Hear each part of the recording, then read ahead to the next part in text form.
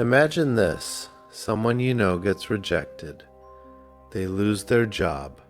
Their relationship falls apart. They embarrass themselves in front of everyone. And instead of feeling bad, someone smiles. Maybe it's not an obvious smile. Maybe it's just a tiny smirk, a raised eyebrow, a quiet, "I knew this would happen." But why? Why would a human being feel pleasure when another person is suffering? Is it jealousy, insecurity, cruelty, or is something much deeper happening inside the human mind? Psychologists have a word for this strange reaction: schadenfreude. It's the experience of feeling pleasure at another person's misfortune. And here's the uncomfortable part. Almost everyone is capable of experiencing it. The real difference isn't whether you've ever felt it. The real difference is what you do with that feeling. Let's start with something uncomfortable. You don't always enjoy someone's failure because you hate them. Sometimes you enjoy it because their failure makes you feel better about yourself. Imagine someone who constantly brags. They're successful, confident, popular. Everyone seems to admire them, and every time you see them, you feel like you're falling behind. Then one day, they fail. Their business collapses. Their relationship ends. They make a huge mistake. Suddenly, something changes inside you. Your own problems haven't disappeared. Your salary hasn't increased. Your life hasn't magically improved. But for a moment, the comparison feels less painful. Your brain whispers, "See? They're not so perfect after all." And that tells us something important. Sometimes the pleasure isn't really about their pain. It's about our own emotional relief. Think about social media. You open your phone. Someone is posting vacations, new cars, engagement photos, business achievements, perfect bodies, perfect relationships, perfect lives. And even if you genuinely like that person, a tiny part of your brain may still compare. Why don't I have that? Why am I behind? What am I doing wrong? Human beings naturally compare themselves with other people. We compare appearance, intelligence, money, relationships, achievements, status, even happiness, and comparison can become exhausting because when someone constantly appears successful, their success can unintentionally become a measurement of your own life. But then something happens. Their perfect relationship ends. Their business fails. They make a public mistake. Suddenly, the comparison disappears, and your brain gets temporary relief, not necessarily because you wanted them destroyed, but because their failure removes the uncomfortable reminder that you feel behind. This is why schadenfreude can sometimes be less about hatred and more about self-evaluation. Now we reach a darker emotion, envy. Envy isn't simply wanting what someone else has.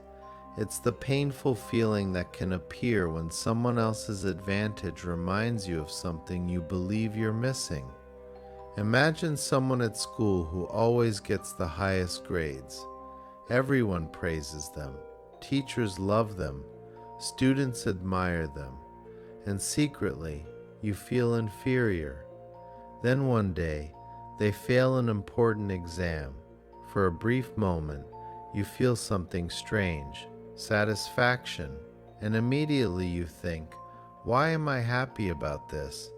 That's the uncomfortable part.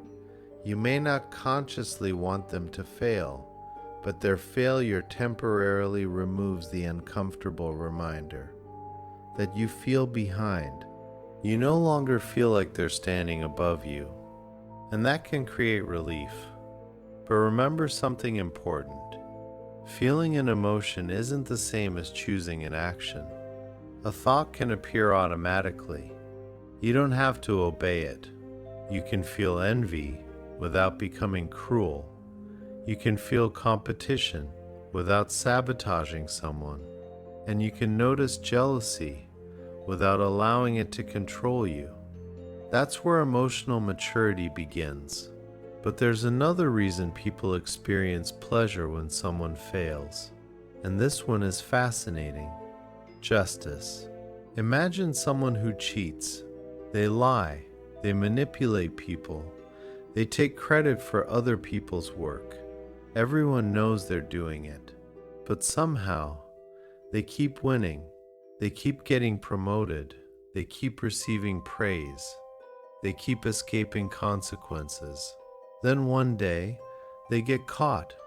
Suddenly, people celebrate. Why?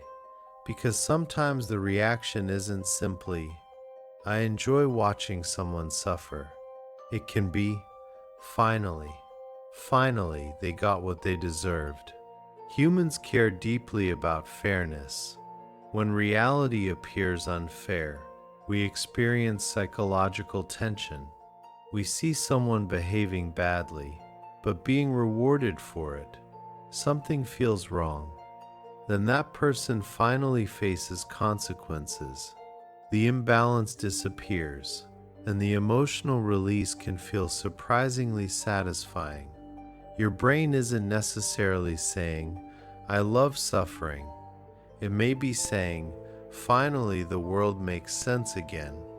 And that's a very different psychological experience. Now here's something even more interesting. People don't react equally to everyone's failure. The status of the person can change the emotional reaction. If a close friend loses something, you may feel genuine concern. But if someone constantly shows off their success and makes everyone else feel inferior, their downfall can feel completely different. Why? Because humans are extremely sensitive to status. For thousands of years, social position mattered. Who had resources? Who had influence? Who was respected? Who was powerful? Who could threaten you? Who was above you? Who was below you? Modern society is obviously different, but our psychological machinery still responds strongly to status. That's why public humiliation can attract so much attention. When someone appears untouchable, their downfall becomes fascinating. The bigger the distance between their position and everyone else's, the more dramatic their fall can feel. A person who quietly loses something may barely attract attention, but someone who spends years showing the world how successful they are creates a completely different psychological story. Because when they fall, the contrast is enormous. Success becomes failure. Confidence becomes embarrassment. Power becomes vulnerability. And the human mind is drawn to dramatic reversals. Here's a strange question. Why can you feel satisfaction when a complete stranger fails? You don't know them. You've never met them. Their failure doesn't directly affect your life. Yet millions of people gather online to watch public failures every single day. Part of the answer may be psychological distance. When we don't have a personal relationship with someone, it's easier to reduce them to a symbol. The arrogant millionaire, the annoying influencer, the genius who made a stupid mistake, the person who seemed too perfect. Once someone becomes a symbol, we stop responding to them like a complete human being. We respond to the story. And stories about downfall are powerful because they create dramatic reversals. Success, then failure, confidence, then embarrassment, power, then vulnerability, perfection.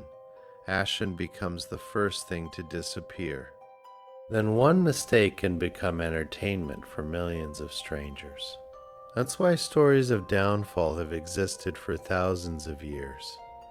But there's a warning here. The internet can amplify this reaction. One mistake can become entertainment for millions of strangers. And once someone's suffering becomes content, empathy can disappear surprisingly quickly. You aren't necessarily watching a human being anymore. You're watching a story. And sometimes, that's when compassion becomes the first thing to disappear. Now we need to make an important distinction. Experiencing a brief flash of schadenfreude doesn't automatically mean you're a bad person. Human emotions are complicated. You can feel jealous and still be kind. You can feel competitive and still help someone. You can secretly enjoy someone's mistake and still choose compassion. The real warning sign is when the feeling becomes a pattern. Someone repeatedly wants other people to fail. They spread gossip whenever someone succeeds. They secretly sabotage people. They become angry when their friends receive good news. They feel threatened by other people's achievements. They only feel good when someone else feels worse. That's different. At that point, the emotion may be revealing deeper problems around insecurity, hostility, competition, or self-worth. So the important question isn't, have I ever enjoyed someone's failure? The better question is, why do I need someone else to lose in order for me to feel like I won? Think about that question, because it can reveal something much deeper about you. If another person's failure makes you feel powerful, what happens when everyone around you succeeds?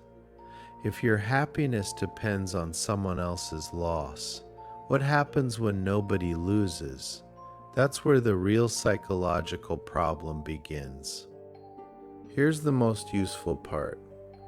The next time you catch yourself enjoying someone's failure, don't immediately judge yourself. Instead, get curious. Ask yourself, what exactly am I feeling? Is it relief? Maybe you felt inferior to them. Is it justice? Maybe you believe they treated people unfairly. Is it envy?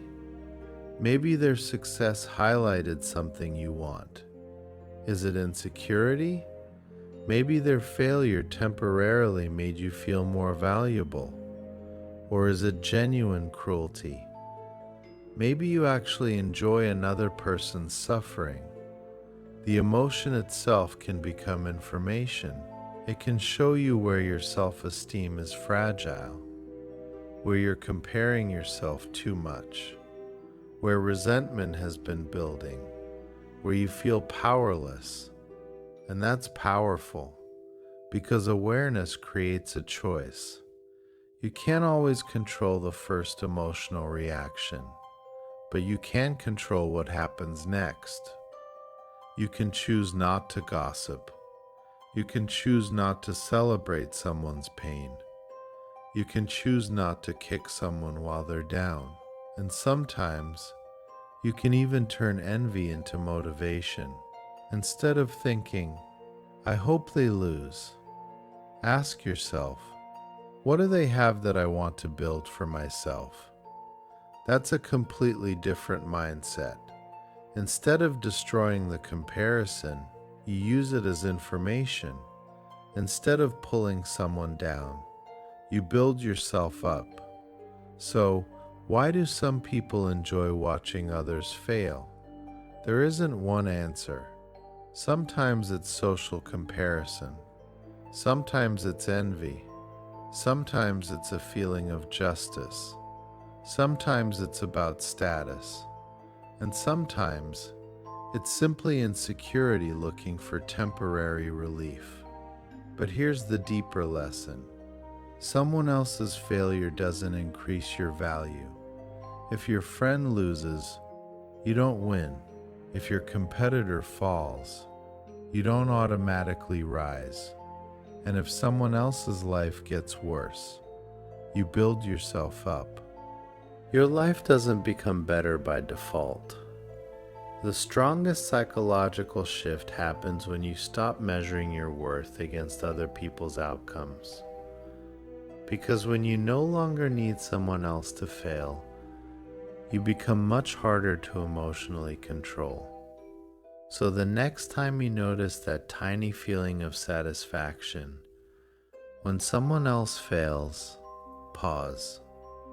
Don't immediately judge yourself. Ask yourself one question. What is their failure giving me that I feel I don't have?